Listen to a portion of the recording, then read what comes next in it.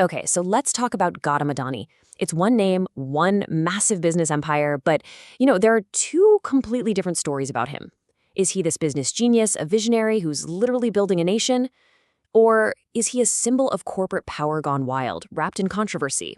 All right, let's dive right in and try to unpack what's really going on here.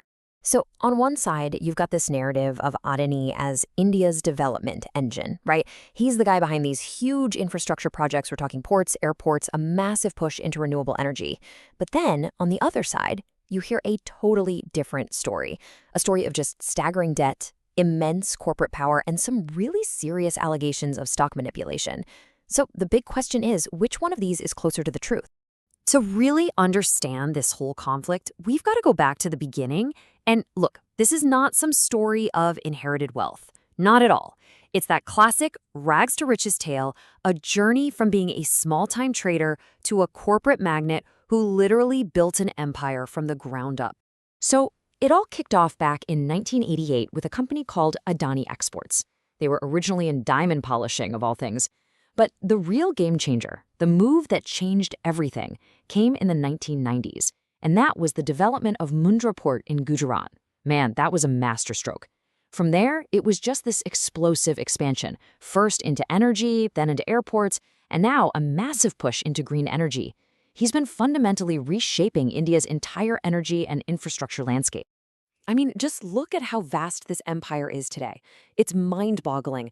We're talking about India's single largest private port operator, a huge player in energy solutions, a massive force in green energy, a dominant operator of airports, and this sprawling enterprise that covers pretty much everything, from real estate all the way to data centers, the whole shebang.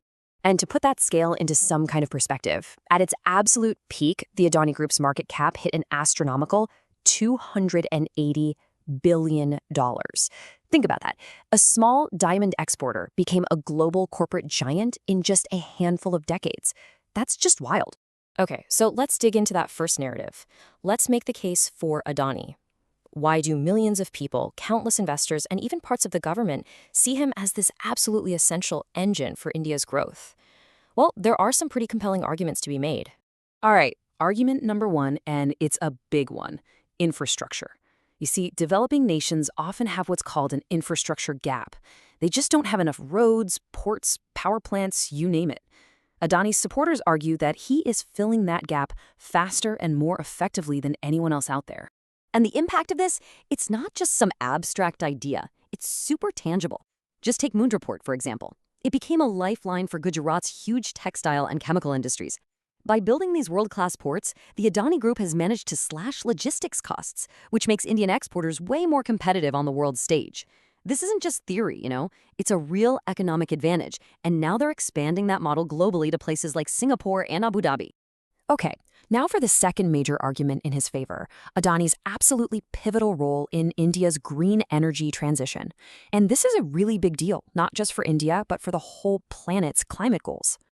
So India has set this incredibly ambitious target, right? They want to have 500 gigawatts of renewable capacity by 2030. That is a huge number. And as you can see here, Adani Green Energy is a massive, massive contributor to hitting that goal.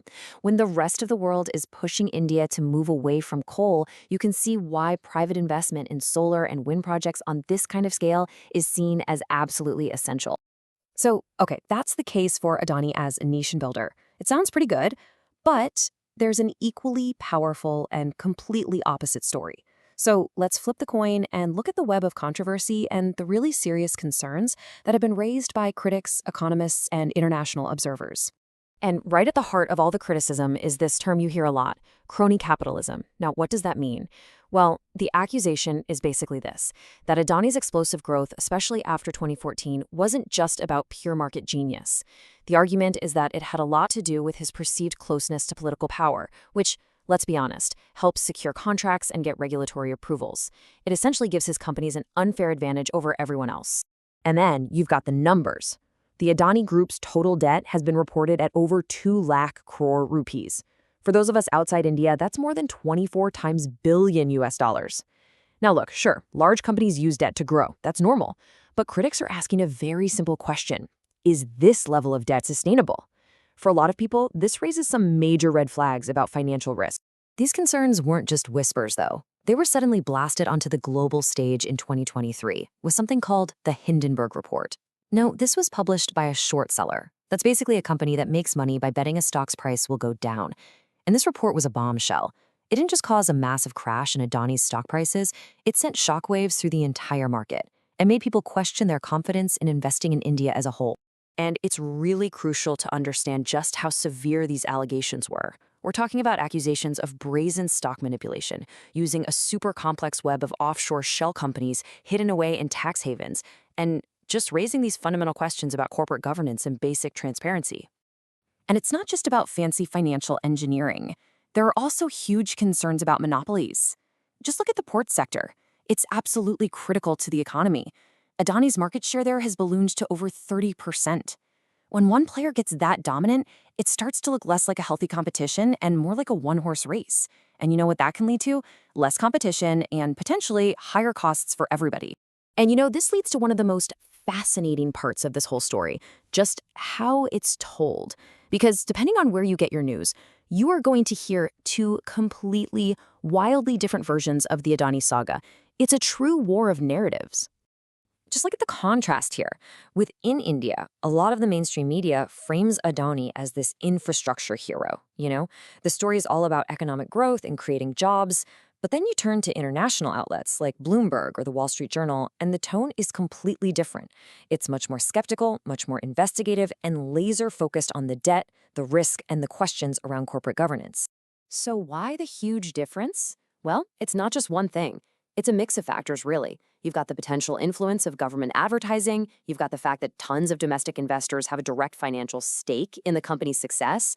Throw in a dose of nationalism, and on top of all that, there's a real information gap between what local investors are seeing versus what foreign investors are seeing.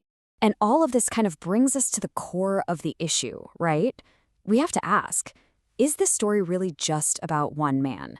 Or is Gautam Adani actually a symptom of a much bigger, more systemic issue? Let's zoom out for a second and think about that. First question, is this kind of intense concentration of wealth and power just an unavoidable phase for a developing economy? I mean, if you look at history, countries like South Korea with their chaebols or Taiwan, they also saw these huge business groups drive their industrialization.